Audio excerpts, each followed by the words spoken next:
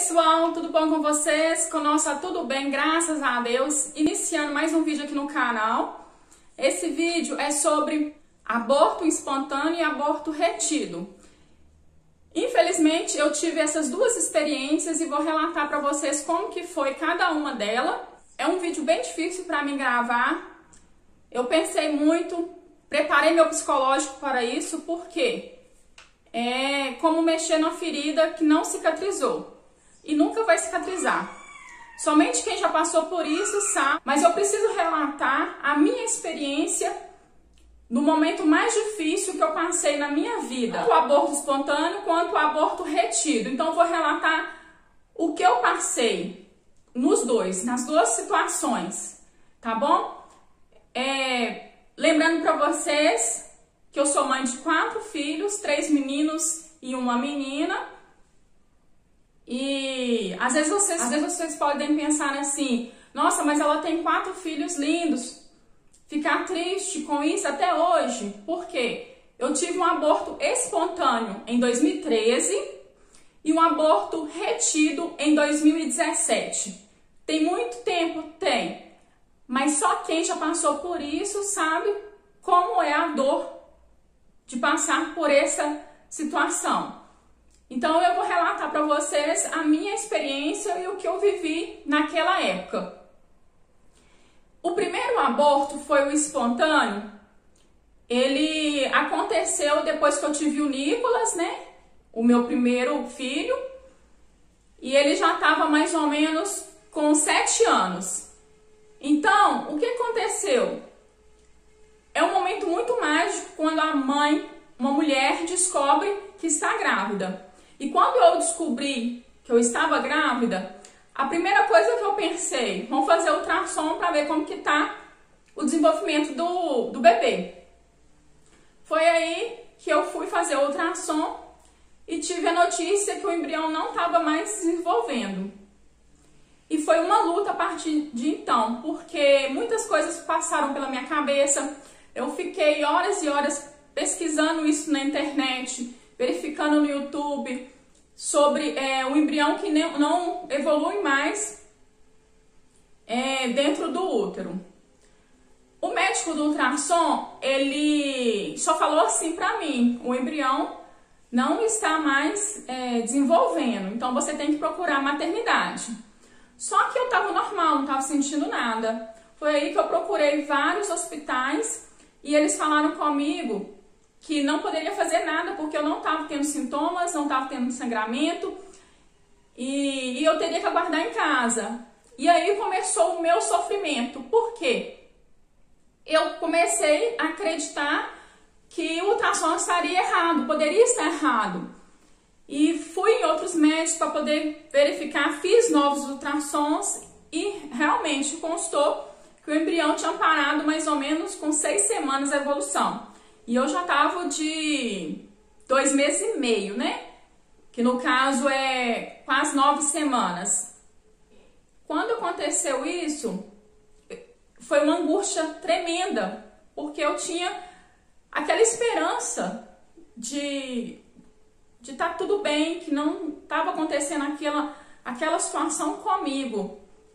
E esse momento foi tão angustiante que foi na virada do ano, de 2013 para 2014. Então foi mais frustrante ainda, porque eu não conseguia marcar médico nesse período. E quando eu consegui marcar, eles falavam a mesma coisa: vai para casa e aguarda, você só tem que aguardar. Não podemos fazer nada, você não tem sintomas nenhum, você não está tendo sangramento nenhum, então a gente não pode fazer nada. E eu ia para casa e não conseguia descansar, eu não conseguia tirar isso na minha cabeça, era o tempo todo isso martelando na minha cabeça. Meu Deus do céu, esse bebê tá vivo, eu creio, tá vivo. Mas a gente fica pensando: por que aconteceu isso comigo? Mas a gente não pode ficar questionando a vontade de Deus. Deus quis daquela forma. Então foi por isso. E foi passando os dias, passaram mais ou menos 15 dias, e aí começou a ter um pouquinho de sangramento. E mesmo assim eu continuava com a mesma esperança: não vai acontecer nada, meu filho tá bem, meu filho ou minha filha tá bem e os médicos se enganaram. Não, o embrião tá se desenvolvendo sim. Eu tava sentindo os sintomas de gravidez, tudo normal. Então, pra mim, tava tudo normal e eu não queria acreditar que era aborto. Foi muito sofrimento nesse primeiro aborto, eu aguardando dia a dia e na luta e pensando, Deus, ele tá vivo ou ela tá vivo. Eu não posso acreditar nisso, que a partir do momento, gente, que há concepção, já é uma vida. Então, assim, independente, falar assim, muitas vezes eu já ouvi isso. Você não viu ele crescer, você não viu o rostinho. Sim, claro, é muito difícil. É mais difícil ainda você perder uma pessoa que você teve o convívio. Mas pra mãe, gente, independente de nascer ou não, a partir do momento que você sente que tá na sua barriga, você sabe que é um positivo, a dor é imensa. Não tem como a pessoa falar alguma coisa, porque só quem passa por isso sabe a dor realmente como ela é. Entendeu? Então é esse o meu relato sobre o aborto espontâneo. Eles não podem fazer nada, eles têm que esperar o corpo expulsar. Então, essa luta, esse tempo todo de sofrimento é uma angústia tremenda. Você esperar o seu corpo se manifestar, esperar ter sangramento, esperar o corpo expulsar o embrião que não desenvolveu. Então, foi bem difícil. Teve o processo do aborto mesmo, que eu comecei a sentir dores profundas a partir de meia-noite. Fui sentindo dores, pior ainda que a dor do parto. Na minha opinião, foi maior que a dor do parto, porque eu não tive a ajuda, né? E do embrião, porque na verdade quando é um parto a gente tem a ajuda da própria criança, ela vai tentando sair e ajuda a mãe para poder nascer e vir ao mundo. Só que como o embrião não estava desenvolvido, eu tentava fazer força sozinha, não conseguia e sofria muita dor, muita contração e fiquei de meia-noite até 6 horas da manhã sentindo uma dor forte, com medo de tomar algum remédio e ser pior. Então não tomei nada, entendeu? Senti tudo sozinha, naquela dor sozinha. E foi muito angustiante, porque não é só uma dor física, é uma dor emocional, é uma dor imensurável. Gente, eu posso falar aqui horas e horas e só quem passou por isso vai entender o que realmente é essa dor. É luto, você não conheceu a criança, você não sabe como ela é. Mesmo assim, mãe é mãe. Mãe, independente de conhecer ou não o rostinho, mas no momento que você sabe que é um bebê, você sofre muito, muito, muito. Tanto que até hoje isso pra mim não cicatrizou e eu acho que nunca vai cicatrizar. Porque é muito sofrimento, é muita angústia. E você fica pensando, nossa, isso aconteceu em 2013, hoje era pra ele ter 7 aninhos, entendeu? Então assim, vou tentar me controlar aqui a emoção. É um vídeo difícil de fazer, porque tocar na ferida não é fácil. Mas o meu intuito é ajudar outras mulheres que possam estar passando por isso nesse momento e explicar a diferença do aborto espontâneo e do aborto retido, já que eu vivi essas duas experiências. Então foi isso, acabou que 6 horas da manhã o meu corpo conseguiu expulsar, saiu tipo uma bolsinha, gente, desse tamanho assim, ó. Mas teve muita hemorragia, saiu uma bolsinha desse tamanho, aí quando expulsou, a dor foi embora. A dor física, porque emocional continua até hoje e vai continuar, eu acho que pro resto da minha vida. Mas foi muito doloroso, aí quando saiu, acabou. É como se fosse um parto mesmo, a dor da contração foi embora. E eu fui pro hospital para ter todos os cuidados lá, né? E fui pro hospital nesse dia. eles fizeram a curetagem porque mesmo que o aborto foi espontâneo, ele tem que passar por esse procedimento de cureta para poder tirar os restos que ficaram, os restos ovulares. Então eu passei por isso, tive anestesia, né? Não senti dor nenhuma quando eu cheguei lá no hospital mais, nem quando foi feito o procedimento. Eles me anestesiaram, eu dormi e não vi nada. E fiquei de um dia para o outro no hospital e depois mandaram todo o material coletado para diagnóstico, né? Para saber as causas, os motivos.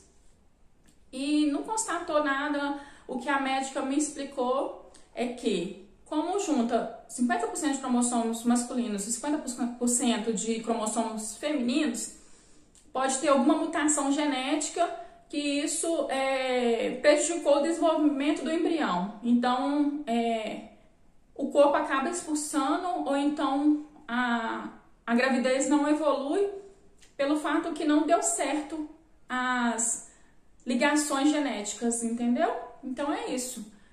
Aí aconteceu esse aborto espontâneo. Meu corpo expulsou naturalmente, mas eu tive que fazer a cureta para não ter resto nenhum, para ter certeza que não vai ter resto nenhum no útero. Porque isso é muito arriscado, não pode ter resto nenhum. Esse foi o primeiro aborto que eu tive, o aborto espontâneo. Passou um tempo, aí quando eu engravidei do Kevin, eu tive uma gravidez, um aborto. Uma gravidez, um aborto. Depois tive o Kevin e depois descobri uma nova gravidez. Essa foi bastante complicada também. Quando eu descobri o aborto retido, eu tive em 2017, que foi uma gravidez após o parto do Kevin, né? Antes do Ju. Foi em 2017. Eu descobri o positivo, aí passou um tempo, eu demorei um pouco para fazer o ultrassom, né? O primeiro ultrassom. E quando eu fui fazer o primeiro ultrassom, o médico me falou que o bebê estava morto. Ele falou com essas mesmas palavras, tá, gente? Esse sangramento, né?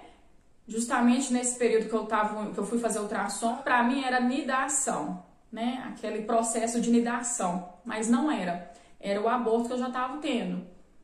E eu tive muita hemorragia, aí fui na maternidade, os médicos pediram para ir para casa e aguardar, porque eu poderia ter o aborto espontâneo.